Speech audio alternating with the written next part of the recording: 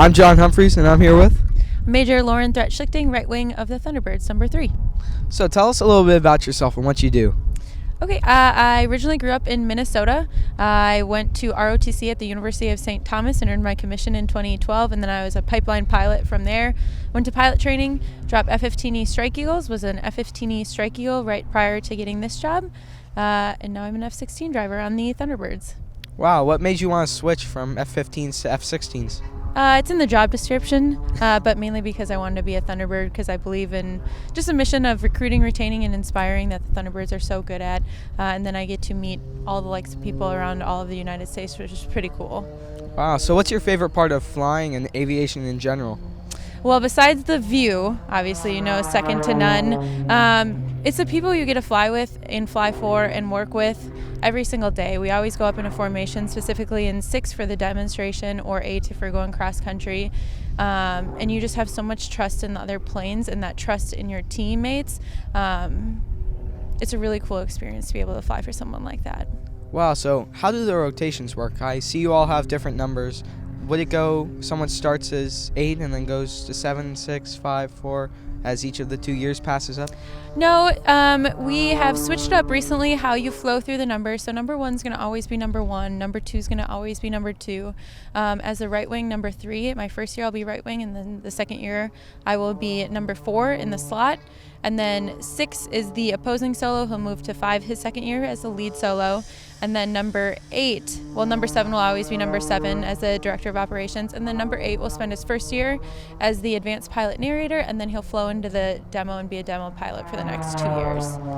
Wow, so as a pilot yourself, noticing the difference between the F-16s and the F-15s, what's your favorite maneuver to do in both?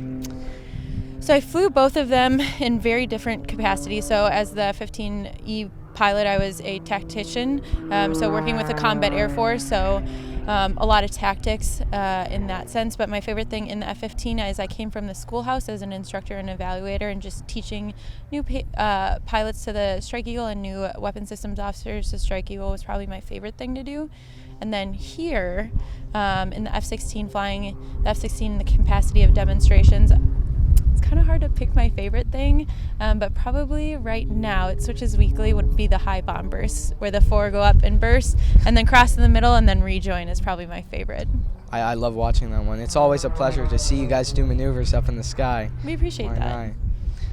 So if you could give one piece of advice out to young aviators who are looking for a career in the Air Force and the Thunderbirds, what would it be? Ooh. I think the 2 things that helped me get to where I was is 1, just having that never give up attitude and always working hard. And then the second thing is sometimes when you're chasing a goal, it gets scary, right? Like sometimes you get scared. So having a village of people that keep you honest and keep you motivated along the way will help you keep working hard when sometimes that dream seems a little bit too big. Wow. So what would you say is the best way to prepare yourself for a career in jet aviation?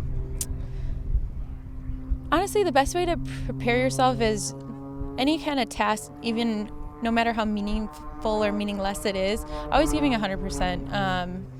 Because some days, you get really bad weather and you don't want to go fly even though it's your passion, but you're like, I have to get this mission done, and it doesn't matter any other of the problems that come along the way. You just kind of have to figure out a solution and give it your best every day. Wow. And my last question for you is, if you could jump in a time machine right now, go back and give your younger self one piece of advice, what would it be? Ooh, there's probably a haircut or 2 I probably regret in there. So maybe something along those lines. Yeah, I'll say that. Well, thank you so much. It was an honor to interview you. Thank you, John. Thank you. And don't forget to have fun at Sun and Fun.